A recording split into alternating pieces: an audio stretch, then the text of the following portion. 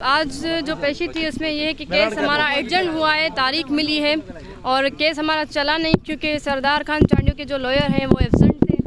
और सब समझ सकते हैं, ये वाज़ेह है चीज़ कि अभी इनको कानून से डर लगने लगा है, ये बौखलाहट का शिकार हो गए। और देखें कि मैं शुरू से यही चीज़ कहती हूँ कि जागीरदार और सरदार हों, कोई भी हो, कानून से बालातर कोई नहीं है।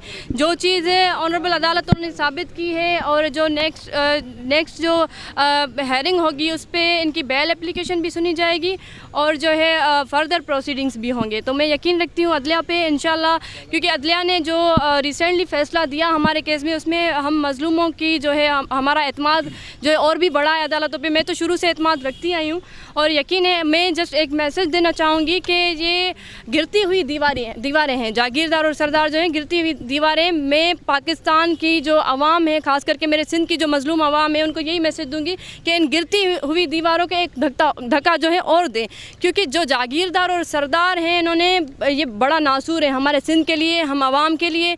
तो ये है कि आप लोग बाहर निकलें, आवाज़ उठाएं जागीरदाराना निज़ाम के ख़िलाफ़। अगर आप बाहर नहीं निकल सकते, अपने हकूक़ के लिए बात करें, घर बैठे सोशल मीडिया पे वॉइस रेज करें, जागीरदाराना निज़ाम को इंशाल्लाह हम शिकस्त देंगे। कमिंग मंथ जी 9 तारीख़ ते असांजी हेयरिंग आहे ऐं इनमें इहो आहे त अदालत जेका असांजी कमिंग मंथ जी 9 तारीख़ जी हेयरिंग ॾिनी आहे। अॼु केस एडजर्न थियो आहे। सरदारनि जो जेको वकील हुयो उहो एब्सेंट हुयो ऐं ही जेको असां डिले टैक्टिस ही आहिनि, हाणे हू कानून खां डिॼियल आहिनि, अदालतुनि खां डिॼियल आहिनि, उनजे करे इहे टैक्टिस यूज़ कया पिया वञनि।